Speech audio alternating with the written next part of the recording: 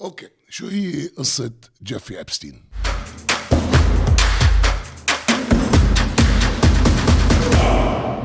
اوكي، قصة جيفري أبستين كتير مثيرة للاهتمام. خلونا نبلش من البداية، لأن قصة جيفري أبستين ما بتنفهم إلا إذا مشيناها خطوة خطوة. مش لأنه شو عمل، بس لأنه كيف قدر يعمله. كيف بلش أول شيء الصعود الغريب تبعه؟ جيفري أبستين انولد سنة 1953 بعائلة عادية جدا بكوني آيلاند ببروكلين. لا معه مليارات ولا علاقات ولا نفوذ، بس كان شاطر بالرياضيات لدرجة انه نط صفين. فات على كوبر يونيون وبعدين على NYU، بس ما تخرج، يعني رسميا ما معه شهادة جامعية.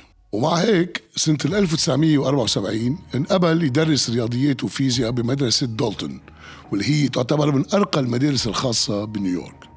وهون كانت أول علامة استفهام كبيرة: كيف شخص مثله بلا شهادة بيصير استاذ لأبناء أغنى عائلات أمريكا وبأهم المدارس؟ وخلال هذه الفترة في شهادات بتقول إنه كان يبدي اهتمام غير لائق بطالبات، يعني كان في ريحته طالعة من الأول، وكان يحضر حفلات بقلبها كحول ومراهقين.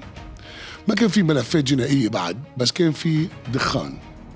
هلأ كيف صار بقصة وول ستريت وكيف انفتح الباب؟ أحد أهالي الطلاب كان معجب بذكاء أبستين وأخده حتى يعرفوا على إيس جرينبرغ اللي هو رئيس بير ستيرنز. بال76 أبستين بفوت على الشركة كمساعد صغير، وب5 سنين بس بصير ليميتد بارتنر، يعني شريك. وهون الناس عم تسأل إنه أوكي كيف؟ لأنه بهالسرعة ولا عبقري مالي بيعملها. بال1981 بيطلب منه يفل من بير ستيرنز. السبب الرسمي انه مخالفه تنظيميه، ريجوليشن دي ريجوليشن، يعني وقرض شخصي غير قانوني وسوء استخدام مصاريف بيصرفوه، يعني منه فشل بل تجاوزات. بال1982 أبستين بيأسس شركته الخاصة اسمها جي أبستين أند كو، وبيعلن انه ما بيشتغل الا مع زباين ثروتهم فوق $1,000,000. طيب اوكي، مين اعطاه اول مليار؟ جواب هو ليزلي واكسنر، مؤسس فيكتوريا سيكريت. ما كان بس زبون عادي، عطاه لأبستين باور اوف اتورني على امواله الخاصة وعلى مؤسساته. كيف؟ يعني أبستين صار عمليا بيتحكم بثروة واحد من اقوى رجال امريكا.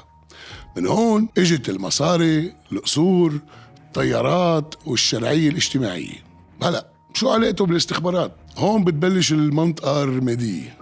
بملفات نزلت بأول 2026 بتقرير FBI بتذكر ادعاءات إنه أبستين ممكن يكون عنده علاقة بجهات استخباراتية ومنها إسرائيل. هلا منه حكم قضائي، منه إثبات نهائي، بس وزير العمل الأمريكي السابق أليكس كوستا قال بعدين إنه أثناء صفقة 2008 قال له حرفياً إنه أبستين تابع للاستخبارات. مين، كيف، ليش، ما حدا عطى جواب واضح، بس العبارة موجودة وموثقة إعلامياً. ب 2005 صار في بلاغ بفلوريدا عن اعتداء على فتاة عمرها 14 سنة، تحقيق بيكشف عشرات الضحايا. بس بال 2008 أبستين بياخد أخف صفقة ممكنة، 13 شهر سجن مع ورك ريليس، يعني بيطلع وبيشتغل، ولا تهم فيدرالية ولا محاسبة حقيقية. وهون بيّنت سمعته إنه هو محمي. بال 2019 صار في اعتقال فيدرالي بتهمة الإتجار الجنسي. ب 10 أغسطس بلاقوه ميت بزنزانته، والحكم الرسمي طلع إنه انتحار. بس في ثغرات، يعني مثلا مثل الكاميرات المراقبة ناقص منها حوالي 3 دقائق من الفيديو، ما كانوا موجودين الحراس، كل شيء إنه مبين صدفة وما مبين مستحيل يكون صدفة. مثل إنه رفيق الزنزانة تبعه نقل قبل بيوم، الحراس ما عملوا جولات كل 30 دقيقة. قبل بأسبوعين أبستين قال إنه تعرض لمحاولة قتل مش انتحار، وكان عامل آخر تليفون له مبين عم يطلب قصص مبين إنه ما بده ينتحر. فهل القتل؟ ما في حكم قضائي بيقول إيه، بس هل القصة نظيفة؟ أكيد لا. أبستين منه قصة شخص منحرف صار غني، هو قصة نظام، نفوذ، فلوس، حماية وصمت. هلأ سواء كان عميل استخباراتي أو مجرد رجل، عرف كيف يبيع الأسرار وعرف كيف يستثمر ويبني شبكة كبيرة من العلاقات العالمية. والنتيجة كانت وحدة، ما كان يقدر يعمل شيء لو ما في شبكة فتحت له البواب وسكرت عيونه. والأخطر إنه بعد كل هيدي السنين ولا اسم كبير دفع الثمن حتى بعد كل هيدي الفضايح.